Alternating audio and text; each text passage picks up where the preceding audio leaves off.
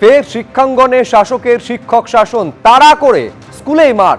কাকদ্বীপের স্কুলে পড়ুয়াদের সামনে ভারপ্রাপ্ত শিক্ষককে ঘাড় ধাক্কা। স্কুলেই পরিচালন সমিতির সভাপতি তৃণমূলের পঞ্চায়েত সদস্য দাদাগিরি দেখালেন।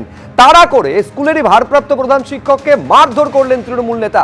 ছবিটা দেখুন, সাদা জামায় যাকে দেখতে পাচ্ছেন তিনি ভারপ্রাপ্ত প্রধান শিক্ষক। পেছন থেকে ঘাড় ধাক্কা দিতে দিতে মারতে মারতে যাকে দেখা যাচ্ছে তিনি হচ্ছেন পরিচালন সমিতির সভাপতি তৃণমূলের পঞ্চায়েত সদস্য। একেবারে পড়ুয়াদের সামনে ঘাড় ধাক্কা দিতে দিতে মারতে মারতে ভারপ্রাপ্ত প্রধান শিক্ষককে বের করছেন স্কুল থেকে।